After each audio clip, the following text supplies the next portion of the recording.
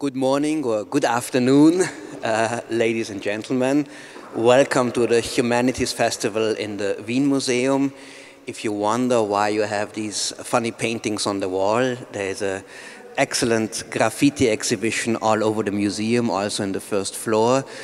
So I recommend that after the talk you spend some time going upstairs and look at this, look at the examples of graffiti from Vienna walls and other places.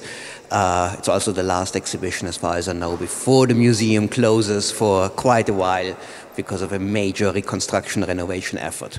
But before you do that, please stay and listen to me, Eric Frey, from the Vienna newspaper Der Standard, and in particularly Ivan Krastev, political scientist from Bulgaria, for the Center of Liberal Strategies in Sofia, and also a fellow with the Institute for Human Sciences in Vienna, and one of East Central Europe's, but probably Europe's leading public intellectuals, writes regularly also in the New York Times, and is a voice to be heard all over Europe, all over the world, and today here, which I'm very glad about.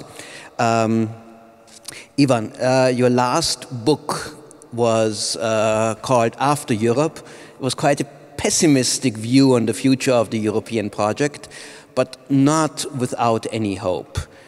Your upcoming book, the title is The Light That Failed, seems to be even more pessimistic and somewhat hopeless. It is about the outcome of the revolution and transformation process in East Central Europe, a region where you also come from, which is your home. And the way I understand this, your main argument in this book is that the revolutions of 1989, which were so celebrated here, this was not a revolution of innovation, but a revolution of imitation. And reading some of your pages, it reminded me of what happened in East Central Europe since 1989 is a little bit like the scene in the movie The Jungle Book about Mowgli, when he is captured by the Monkey King, King Louis, who sings, "I wanna be like you." So this is kind of the theme of what happened in East Central Europe, a whole region which tried to become like the West. Why did this project of imitation lead to such disappointing results? Let's start. First, the book is going to be out in 20 days, so I just have one copy to show that it exists. Secondly, listen, on this pessimism, optimism, I never understood this. Probably this is my Bulgarian nature. First of all, I don't believe that people should be forced to be optimists or pessimists. It's much more a book which is trying to explain certain cycle which ended these 30 years of after 1989, and I was trying to understand basically why certain expectations that we have in 1989 we are seeing in a different way. And there is I have a good quote by Bruce Springsteen, who had this in his song, The River. He had this following line. He said, if a dream it doesn't come true, is it a lie or something worse? And this interesting story is the following. What I was trying to do is, we all talk about the rise of populist governments in Central and Eastern Europe, and the book is not only about Central and Eastern Europe. The book is trying basically, and it is 4 chapters, doing with 4 kind of a different stories of the last 30 years, and what we basically with Stephen Holmes, because this is a book which I did with an American colleague of mine, is trying to answer why liberalism that was perceived as so victorious in 1989, in a certain way lost itself in its victory.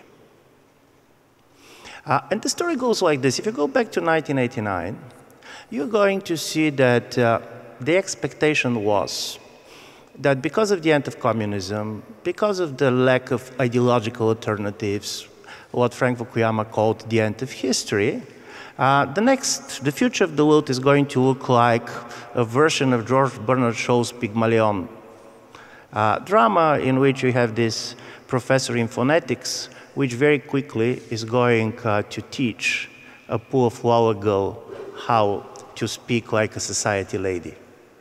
By the way, the first staging of the play was here in Vienna. It was not in London. And the funny story was, it was very popular and very successful play, but people wanted at the end of the play the professor to marry the girl. And then Bernard Shaw went ballistic, and he said she'll never do it, because it was about her emancipation. She'll never marry the professor. So my story is that now when you go back, you find something different. It appears that what we are seeing is not so much Pygmalion, but it's much more Frankenstein.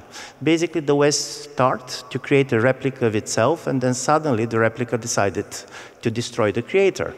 And from this point of view, our major argument is about the politics of imitation. Why the world without political alternatives ended up in a situation in which the imitation produced resentment, and this is our fourth story. Produced resentment in Central and Eastern Europe, where really we have been like the Monkey King. We wanted to be like the West. It was not about colonization. Nobody was imposing this on Central and Eastern Europe. It was our choice. The major idea of 1989 was the idea of normality. We want to be a normal country. We don't want to experiment. We want to be simply like the West. And then two things happened as a result of this revolution of normality. First, suddenly, future was not so much ahead in time, but it was next to you in space. Liberal revolution of 1989 is the first in history in which it was the winning party and not the losing party that left the country. After every revolution, somebody is leaving.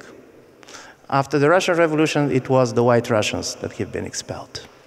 After the French revolutions, basically the royalists left.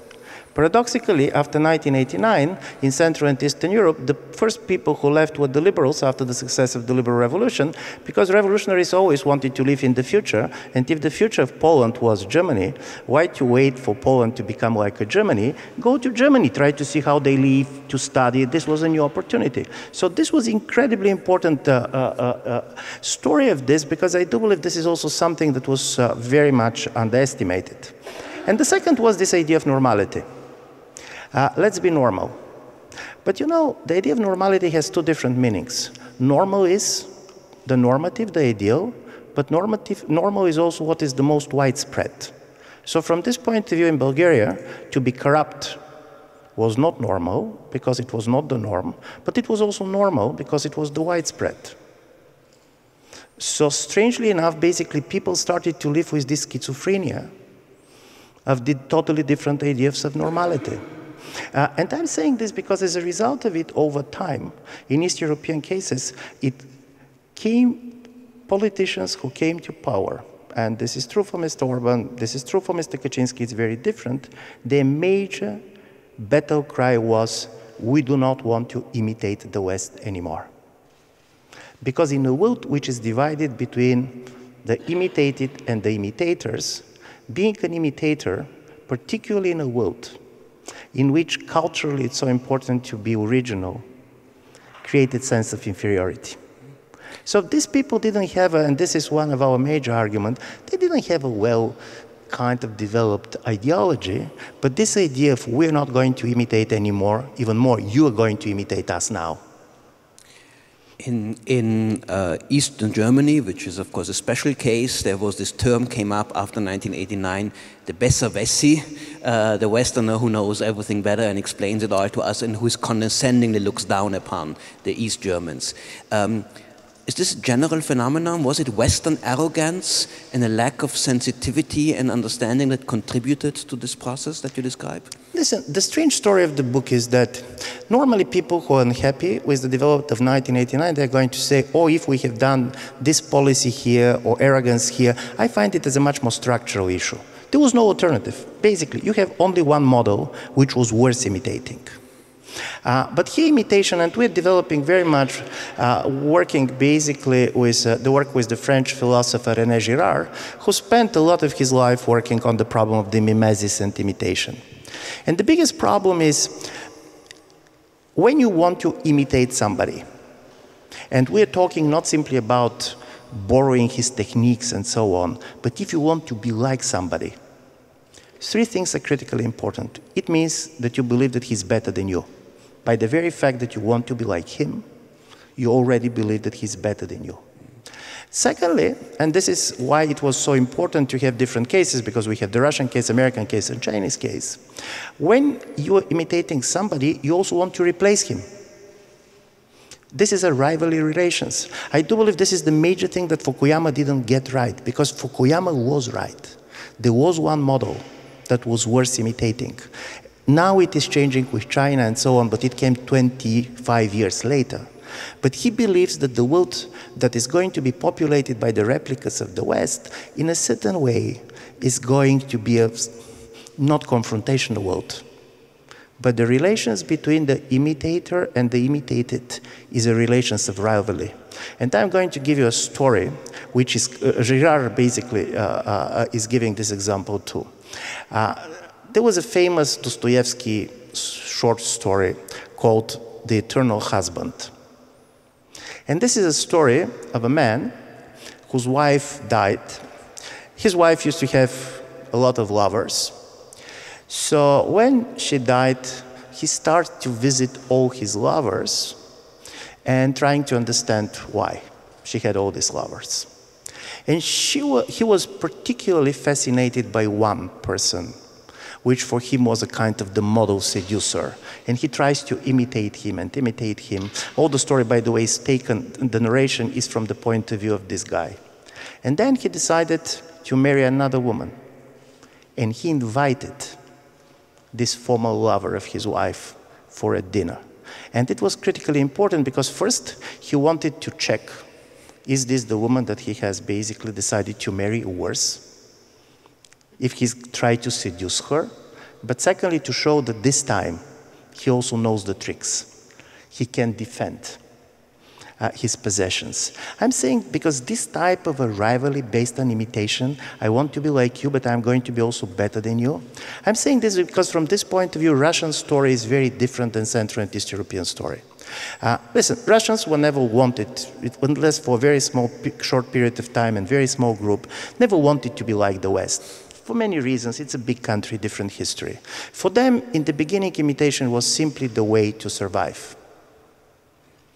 But then, with the passing of time, they discovered imitation, but not imitation of the Western institutions, but what they perceived the imitation of Western policies and exposing Western hypocrisy as the major way to fight the West.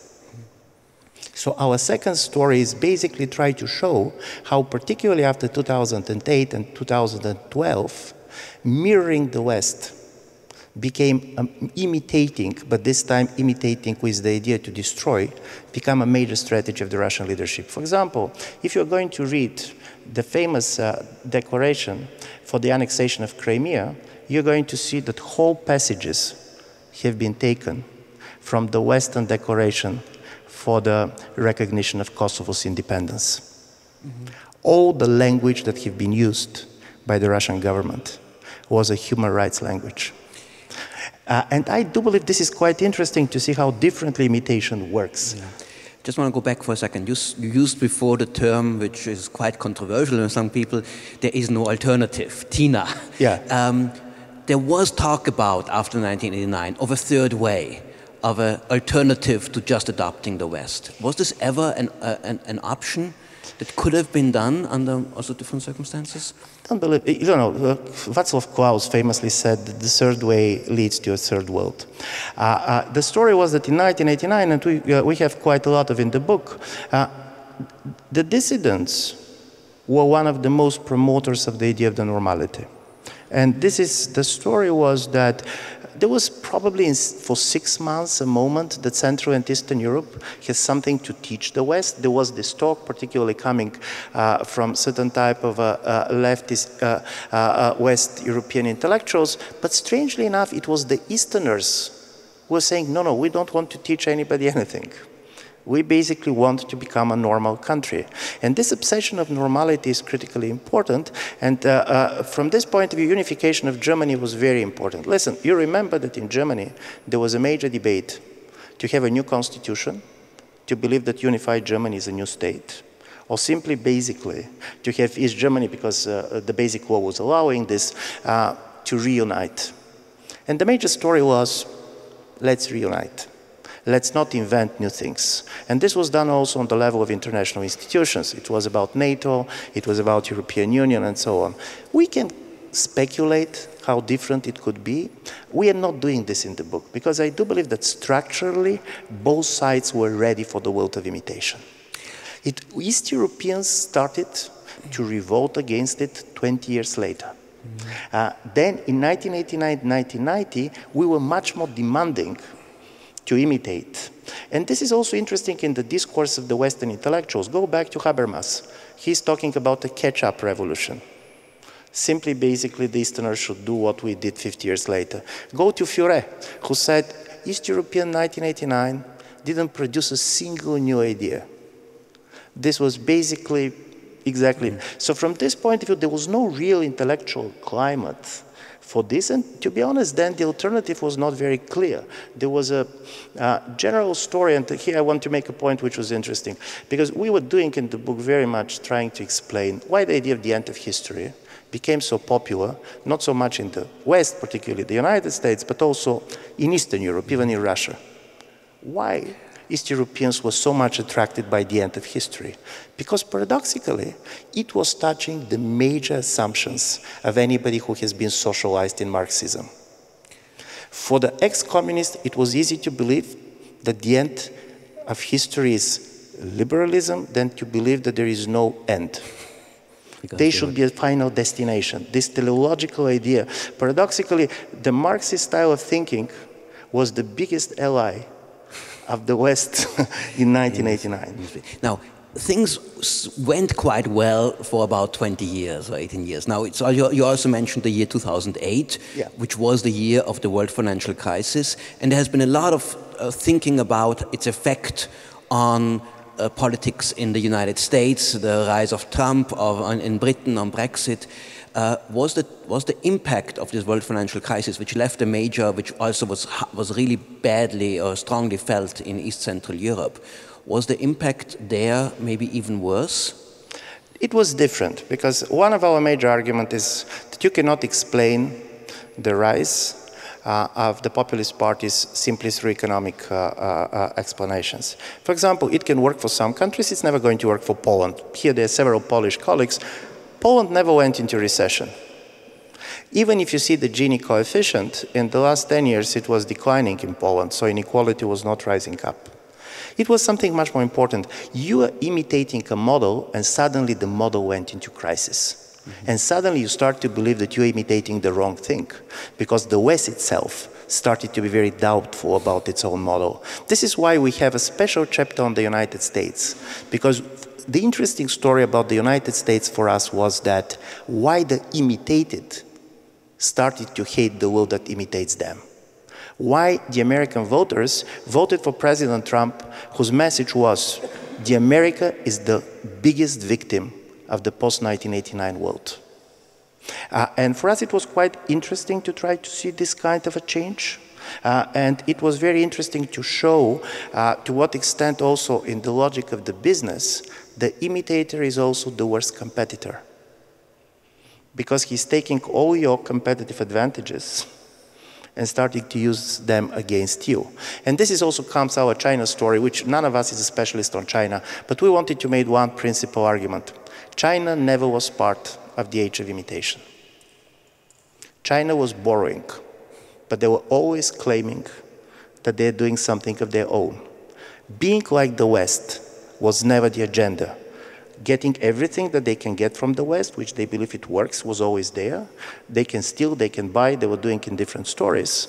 And from this point of view, if we compare Soviet Union and China, you're going to be shocked to see that in 1989, both leadership were convinced that the communist system does not work. But they have a totally different explanations what should be preserved and what should not. Basically, Gorbachev believed that what is good about the socialist society is the socialist idea, and what is bad is the Communist Party, which is basically paralyzing everything, so you should destroy the party in order to save the socialism.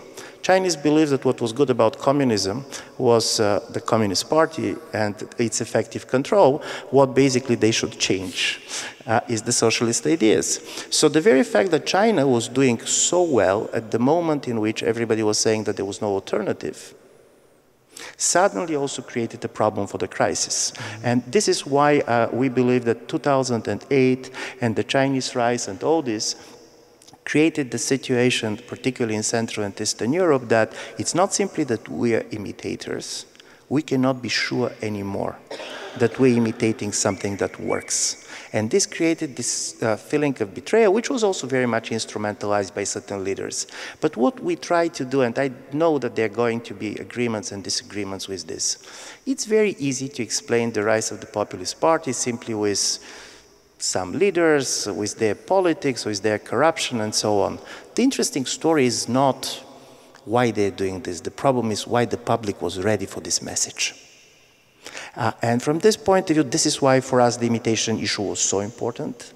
And this is why basically, yeah, this book is, so this is why also I don't talk about, I don't believe it's, probably I never believed that the book is, any book of mine is as pessimistic as you read it, for a very simple reason is that what liberalism lost is its hegemony.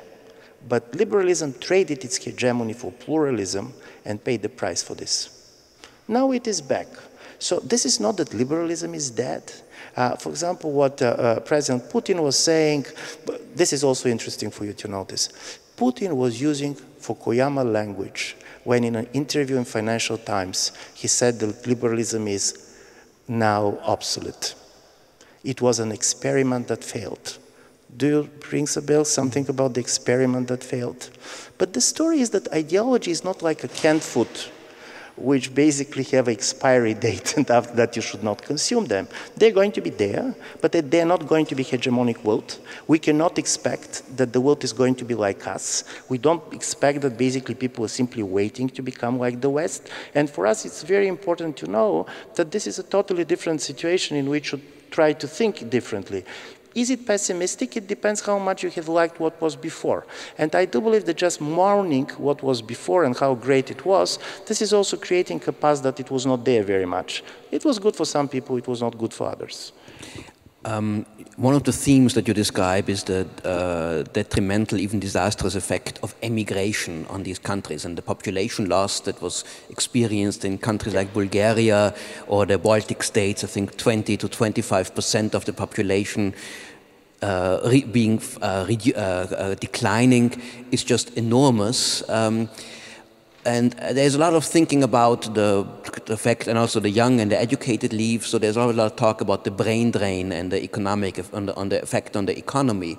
But how has this also influenced the political life and the balance between the different forces in these countries?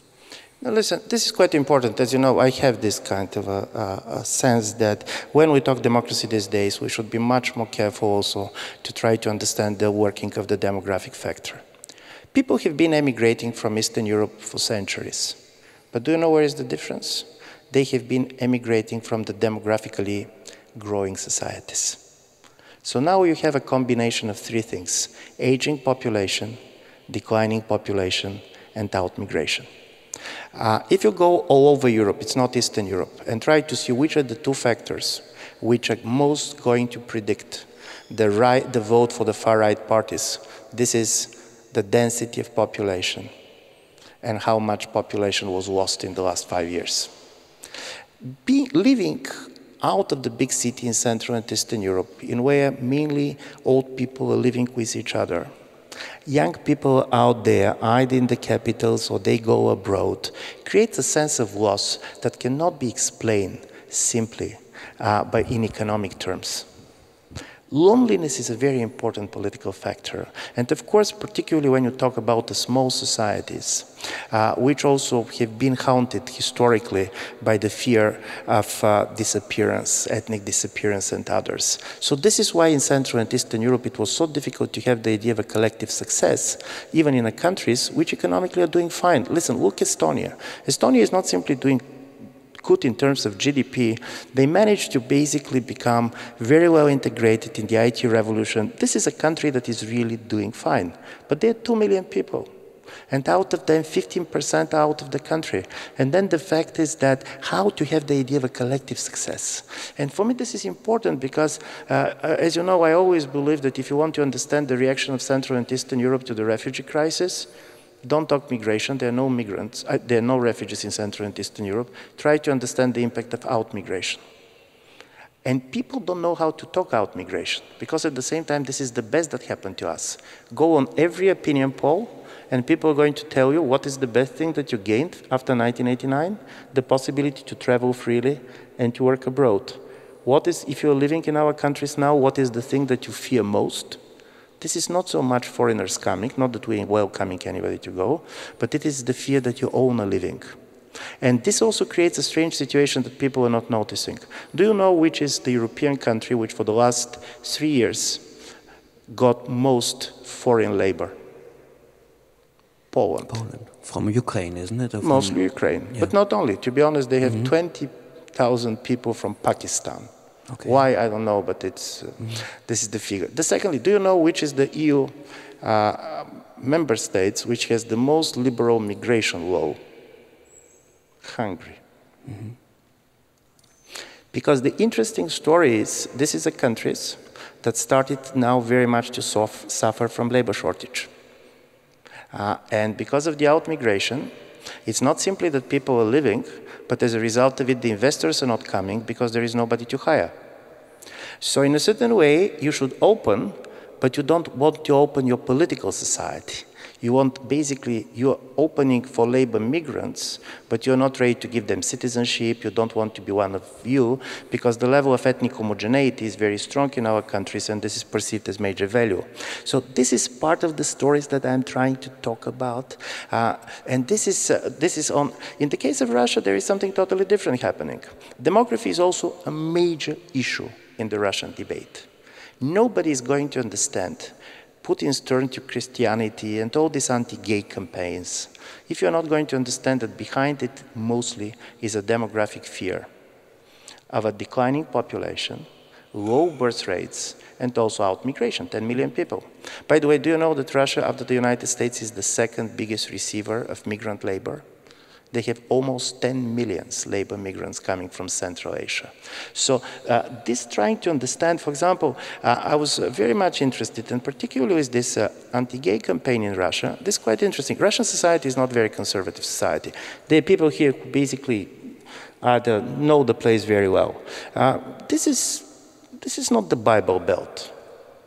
Neither in the sexual type of experiences, they have a divorce rates which are much higher in Western Europe. The level of abortion, nevertheless, that it's better than in the Soviet period, is very high. So from this point of view, you're not imagining kind of a very religious society.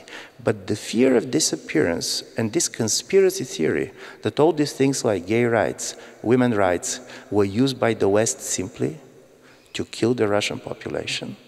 This is what basically is shaping the political imagination. And I do believe this is quite interesting because demographic fears also explain why the Republican Party went behind Trump. And the fear is that all these migrants coming, they're good as a labor, but they see in them the future voters of the Democratic Party. Leaving East Central Europe was made even easier through accession to the European Union and the free movement of people within the EU and free movement of labor. Was this a mistake? Would it have been better for the development of these countries if they had not maybe joined the EU at this time in terms of the outward migration? Listen, in this book we don't go as a counterfactuals because what do we know how it's going to develop? Because you're going probably not to have risk. Let's give you a story. There was a major wave of migration before the countries joined the EU. In a certain way, the very idea of the revolution of normality is that you're going to join. Of course, joining is making it easier also to come back. This is different the way you're migrating, but this freedom of movement was at the heart of 1989.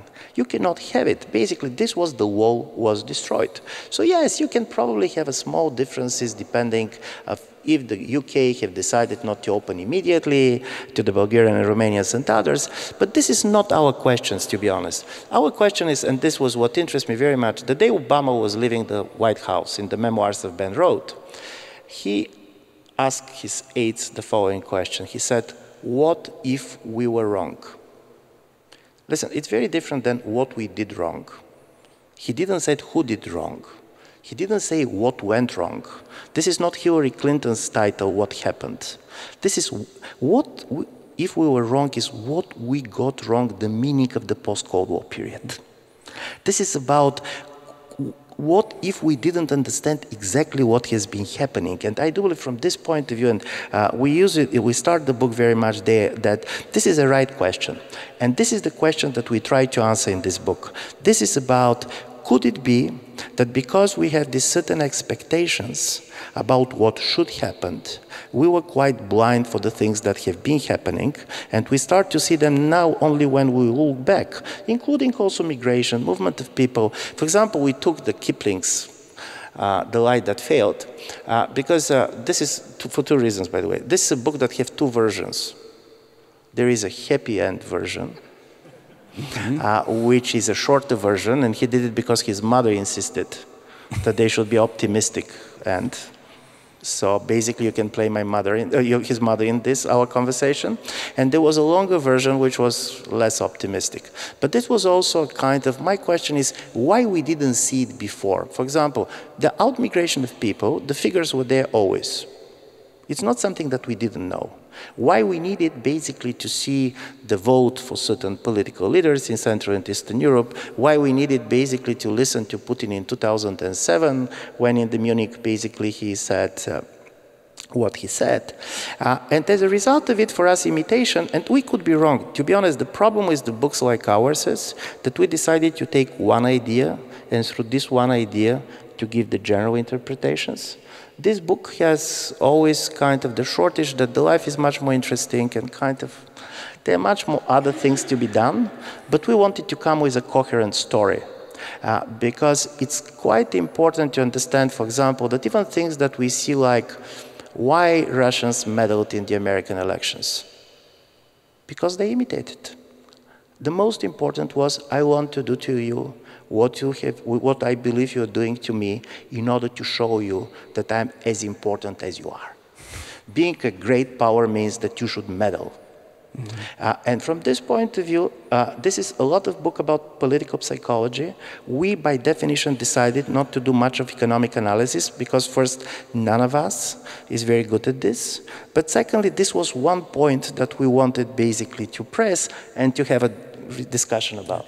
There are some examples of exceptions to the nationalist anti-liberal backlash. I mean, there are the Baltic states, which are generally actually seem to be, at least by my reading, more liberal parties or pro-European parties stronger. The recent presidential election in Slovakia, which was a pro-European backlash, when Romanian President Klaus Iohannis, also one of those. Now, are these just exceptions to the general trend, or could we perhaps also think that Orbán and Kaczynski could just be a certain phase, which could pass by? No, for sure it can pass by, and this is one of our major arguments. We do not see that history simply turned from liberal to illiberal.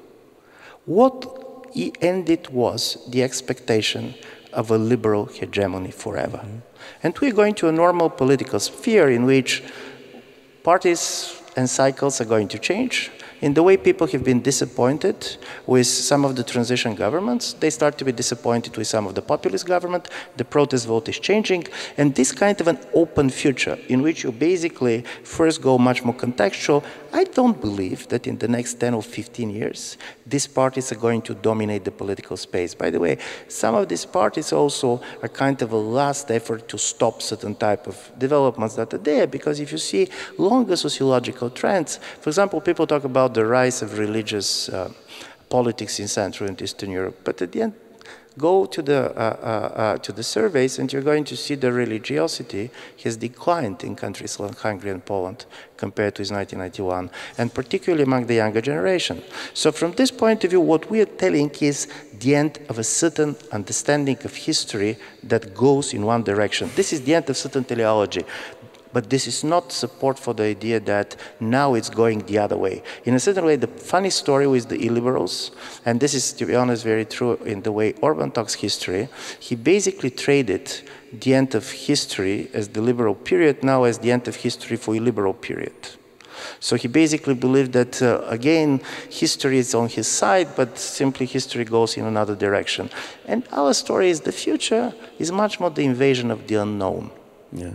And democracy is not about strong structural trends that go for 50 years and nothing is going to change. It's going to depend on political choices, on political leadership, on everything that is kind of a normal politics. But of course, something in our view has ended.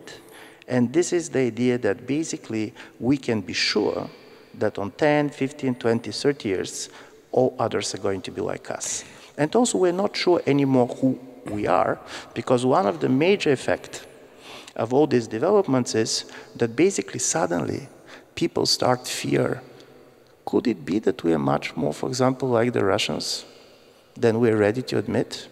What about basically, Russia is an interesting country, by the way. They had a huge political transformation in which very few people got so much wealth, and this was done with a minimum violence. If you imagine how much wealth was transferred to a really very small group of people, and for Russian standards, it was quite peaceful.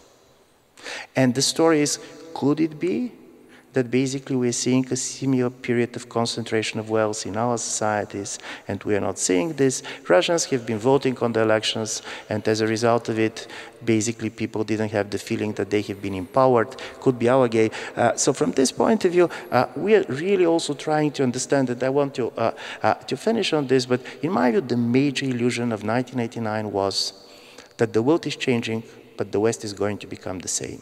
Mm-hmm. What happened is that you understand that the world has been changed and the West has been changed too. And the Cold War West, in the way people knew it, have disappeared in the same way as the major enemy has disappeared. And this was one of the things of the book, and this was why, in a certain way, normally, you know that you're going to be totally transformed if you're defeated. What people didn't understand is the victory can transform you as much. Many more questions, which I have, but also perhaps you. So I would like to give you a chance to ask a question. I think the microphones are getting ready. So who would like to have the... Are you ready? So please. Yeah. Yes. Just wait for the microphone, please. It's coming. Thank you. Is it working? Okay.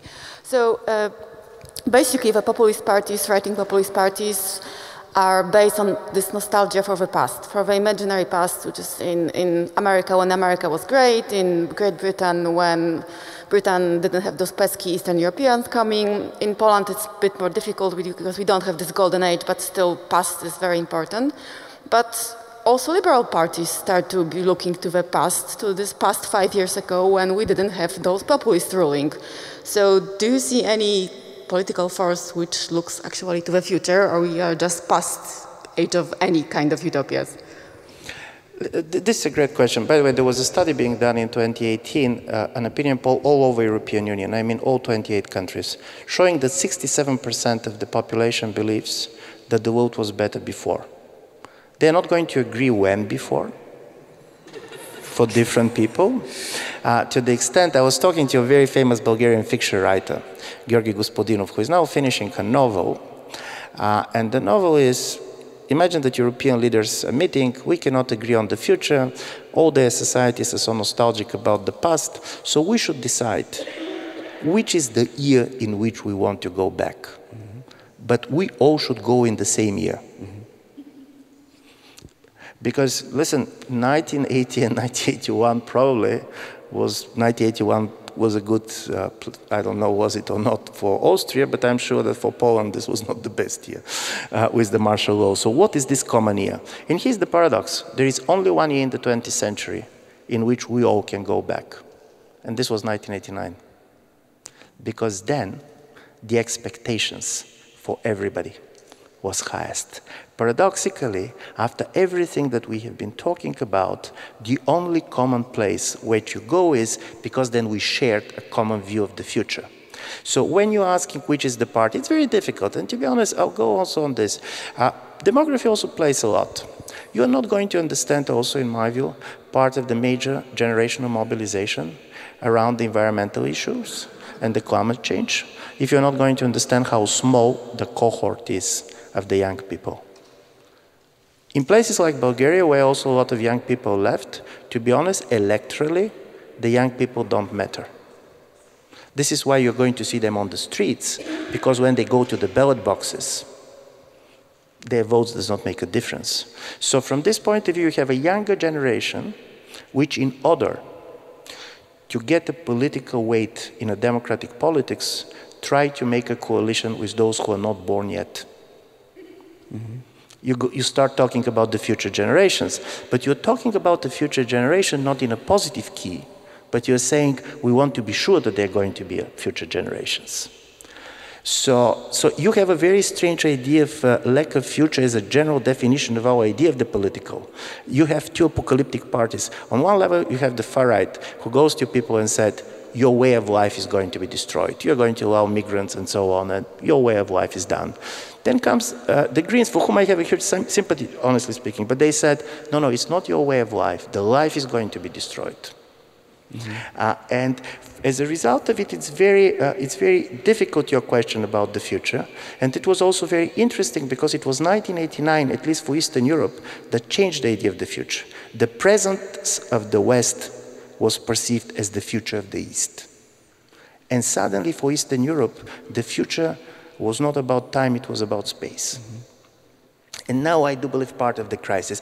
The same in the United States, and of course, Stephen was very much contributing about this on American chapter much more than me, but there is one interesting story to try to understand also the American anxiety, kind of an immigrant society which started to fear migrants.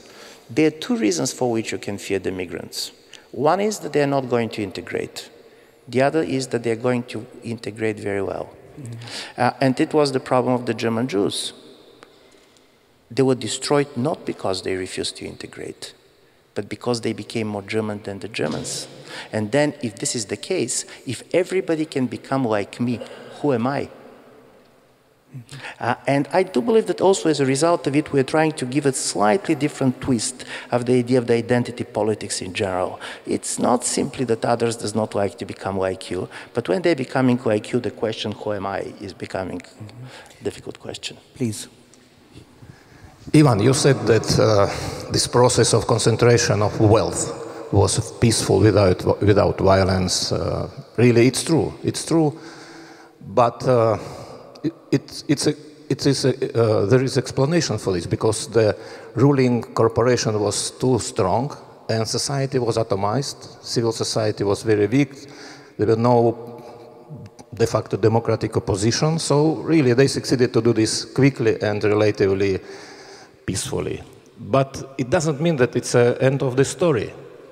Because, now you see how in bigger cities in Russia there are different initiatives, political opposition initiatives, civil society is becoming more and more stronger. So certain alternatives exist. So don't you think that the process of concentration of this wealth really was peaceful? But don't you think that maybe the process of deconcentration of wealth in the, I think, near future will not be so peaceful and non-violent? It's a great question. Unlike many people, because with Russia we went from one extreme to another. In 1990s, people were talking about Russia like a dead man walking. There was a total exaggeration of Russia's weakness, of Russia's dysfunctionality, and so on. Now we went to the other extreme. Russia is perceived as much more stable and powerful than it is. This is a model I cannot imagine how post-Putin Russia is going to look like. And one of the reasons is that Putin's elite are not allowed to think how post-Putin Russia is going to look like.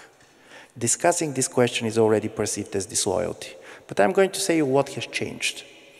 The liberal alternative, in the way it exists in Russia today, is not basically Russia becoming like the West. Being liberal in Russia does not mean anymore being totally pro-Western. In a certain way, Nemtsov was the last of this generation. They basically believe that they're different, that they have different initiative. There is a lot of resentment towards what Putin is doing. At the level of corruption in Russia, I'm Bulgarian, I can speak about corruption with a certain level of knowledge. Listen, Russians are in a group of their own. The scale is amazing. But this is a different world. In a certain way, I do believe Russia is going to change. I do believe that it can change in different directions. I'm not excluding a very explosive development, but it is not going to be returned to the 1990s at any story. The political actors are going to have totally different identity. And I do believe this is also for our book. This is why I don't believe that the story is to ask the question, is the world going to be more liberal or more illiberal in 20 years? It's a wrong question. It is basically to understand that the very nature of liberalism and illiberalism has changed. The joke here is that there was a vice president of the United States at the end of the Cold War who was not famous for his Dan Quayle. He was not famous for his intellectual power. And he was also making a gaffes when he was speaking. So once he wanted to say that the world is going to be better tomorrow. But he said, the future is going to be better tomorrow. Our book starts with a sentence, the future was better yesterday. And from this point of view, for us it's very important to understand that something has ended. It's not liberalism that ended. It's the liberal hegemony that ended.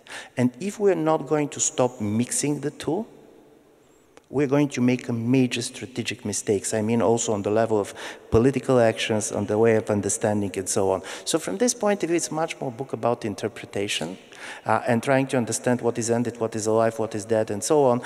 So this is why I was not so much taken by this optimism, pessimism story, because I do believe that defending the status quo in the way it was is wrong. Is there any rival hegemony in sight, or have we entered a non-hegemonic world in terms of ideas? So this is also part of our China. The very fact that we decided to write about China should show that coming from a small country, you have the right to be much more to be ready to exploit your ignorance easier than if you're coming from other places. But what basically we decided to show is that we are very much in agreement. The competition between the United States and China is going to shape the world that is coming. But it's not going to be the return of the Cold War. There is no universal ideological project coming from China. And this is why when we talk about imitation, about China, we made three things. First, China believes that it's so special and superior that nobody can imitate it. Secondly, they don't like the world which is populated with the replica of China. When everybody starts to behave like China, it's not good for China. So from this point of view, they're going to have economic and other instruments to dominate and basically to create a totally asymmetrical relationships. But it's totally different than Soviet Union, who really believes that the future of the world is basically countries that look like the Soviet Union. And it's very different than the United States. So we made the following comparison. How America knows the world? America knows the world through the melting pot, getting people from all over and making them Americans. America knows the world in the process of transforming others becoming Americans. How China knows the world? Through the Chinatown. Chinatown means that you're sitting at the middle of a foreign city, you're keeping your identity, you're trying to exploit basically the environment, you're not trying to change others, but you're not allowing others to change you. So from this point of view, the difference between the melting pot and the Chinatown, in my view, is very much going to give this kind of a different world in which we are coming.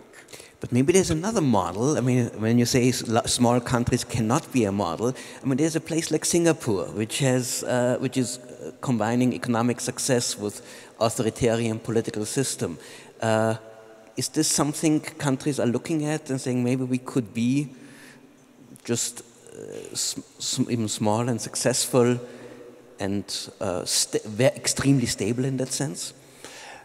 Listen, but let's also say this, that in a certain way Singapore, and it was incredible success, was successful in a certain also geopolitical context, which was not there. And they're interesting countries, and because Ivan and Spomenko in front of me, they're countries that are going to be most kind of, and places that are going to be most destabilized by this change. For example, Yugoslavia was a very interesting country, which was functioning very well in the context of the Cold War. But the problem is when the Cold War was there, the very rationale for the country has disappeared. Singapore was functioning incredibly well in the world in which US and China have been partnering. Okay, imagine the world in which the Americans and the Chinese are saying, there is a new war, the technological war, the 5G war. Which kind of technology you're going to adopt? And then I don't want to be the Singaporean government.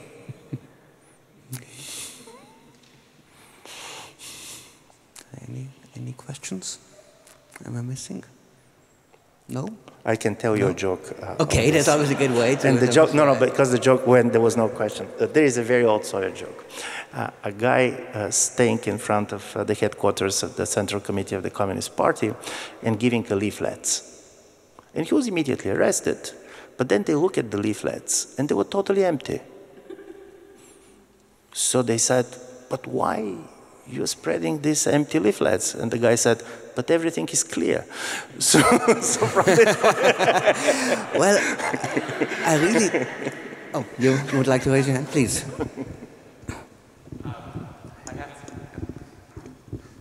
I'm not bringing up this question just because of the events of the last week, but because of this peculiar country, Ukraine, that's caught between the Russian vision and the Western European vision. And could you comment on Ukraine and where they would fit into this Frankenstein mold? Listen, we have been in a certain way, let's put it like this, brave enough to have a chapter on China, but I'll never be brave enough to have a chapter on Ukraine. For a very simple reason, and this is true also for countries like Bulgaria. They're countries in which you should know everything in order to understand something. And Ukraine is one of them. I do believe that, of course, Ukraine was coming late in all this process. Basically, they entered the end of history when the history has already returned. Mm-hmm. And as a result of it, basically, you have this kind of also schizophrenia of discourses and others.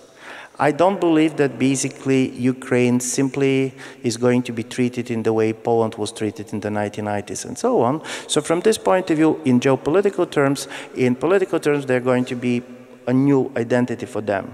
On the other side, I do believe that the nature of the Ukrainian state, very much based on the anti-Russian nationalism after Crimea, is also not going to disappear, nevertheless, who is basically elected or not elected. Here is one thing about Ukraine that I want to make a point, which I do believe is underestimated. We talk about out-migration.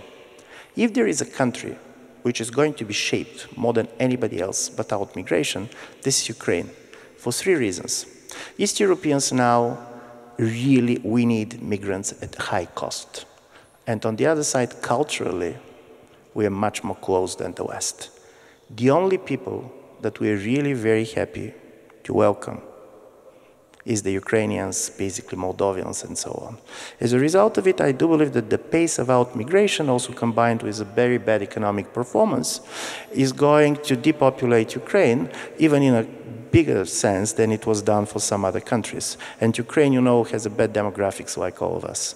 But here comes the story. This is going to change not simply economically, but also the nature of the electoral body. Because the people who are living in Ukraine politically are the people that you want them to stay. Mm-hmm. Younger, better educated, mainly from the Western Ukraine and so on. So basically, these are the voters for the parties that the West wants to win the elections.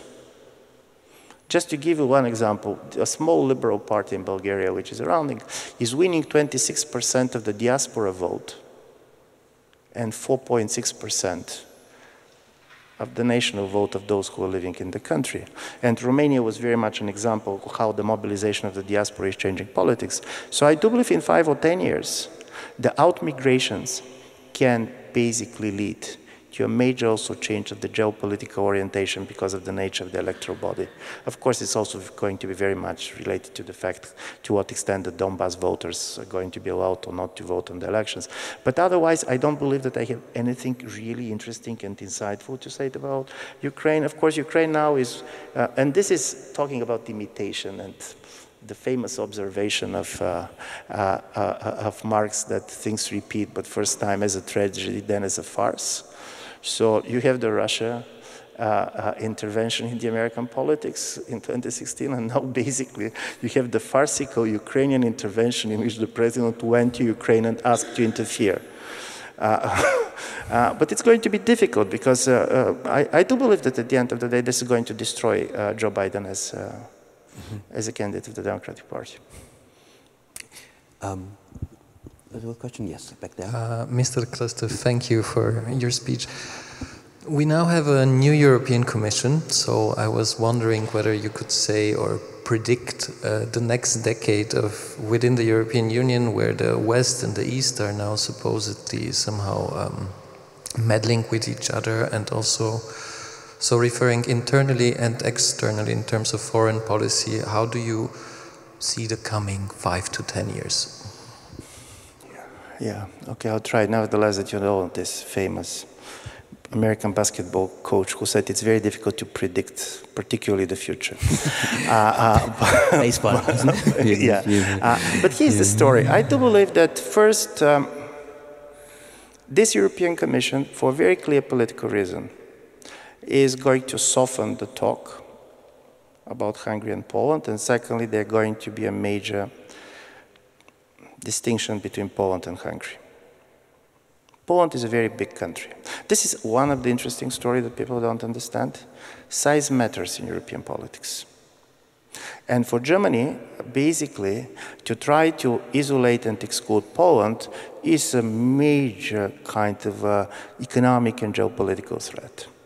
So from this point of view, if you're going to see is that there are going to be a major attempts to try to find a modus vivendi with Poland when it comes to major issue. And also you're going to see the Visegrad 4, this is one of my predictions, is not going to survive in the next 5 years. The last meeting which Mr. Orbán had basically in Budapest, it was the Slovak and the Czech Prime Minister, it was the Serbian President, there was no the Polish President there. So strangely enough, I do believe that Hungary will try to much more try to make a coalition also with some of the Balkan countries outside and even Ukraine. This is why for them the Commissioner for Enlargement and for Neighborhood is so important, because strangely enough, the relations between Poland and the Baltic states on the other side and the others are going to be very much kind of challenged. One, because of the geostrategic issues concerning Russia, Ukraine, but secondly also because of the size. East Europeans also, I don't believe, of course, we're going to produce noise, and, but this is an interesting noise because the nationalism of all these governments is a nationalism in the absence of national economies.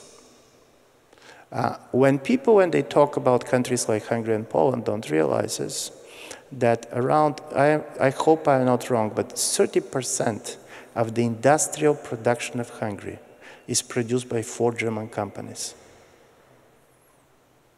So, paradoxically, the idea that you're simply getting out of the European Union and trying to go on an openly anti-European course is not on the menu for any of them.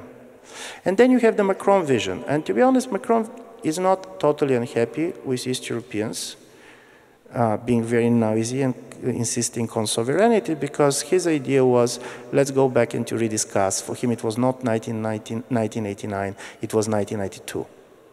He believes that there should be much more consolidation of the core Europe, that there should be a Europe of different geographies. He recognized, by the way, the strategic importance of Poland, but he said, if the Visegrad countries, or if some of them wants to be part of an outer circle of European integration, this is their sovereign choice and we should not stop them. So the idea that you're going to have a much more integrated politically Western Europe, the core countries, and then you're going to have a much more periphery with some of East Europeans, of course, Bulgaria and Romania, and then even an outer kind of a circle with countries like the United Kingdom, but also he's thinking, in my view, what you're doing with Turkey and Russia. This is where, for example, the French vision is. The interesting story for Central and Eastern Europe was that we were so much focused on trying to assert our sovereignty fighting Brussels that we didn't understand that this is not the center of power anymore. For example, I was shocked to see some of the Central and East European government siding openly with Trump at the moment when he's saying that he's going to put the tariffs on the German cars. If he's going to put the tariffs on the German cars, the biggest losers are going to be Central and East Europeans. They're going to be the production in Slovakia, in the Czech Republic and others that are going to fail. If they're going to be closing of factories, they're not going to be closed in Germany. So the idea of a common economic interest, in my view, is going to come. But one thing that I do believe is going to change is that the talk about the rule of law is going to be there. But I don't believe that the West, and this is also the German experience with the East, don't forget, now the Germany discovered the East within itself. And many of the things that Germans basically are thinking about what worked and not with the East is going to form their policies towards Eastern Europe. I do believe it's going to be wrong because, strangely enough, East Germany is a much more extreme case than anybody else. But I do believe, at least in the German political thinking, this is going to be a very important moment because now with the rise of the AfD, and AfD is very particularly certain wing of the AfD is very much perceived as East German phenomena, not as a West German phenomena, is going very much to shape the way they think about the East. Well, even the hour has passed, which is the bad news. The good news is that if you want to know more, if you want to hear more from him, the book is coming out fairly soon, in October in English and in November also in German, The Light That Failed. So I encourage you to just wait for a few more weeks and then get the book and find everything out that can be said about all these themes and things that you want to know. I would like to thank you very much for this really interesting conversation and want to thank you for your interest. Thank you very much.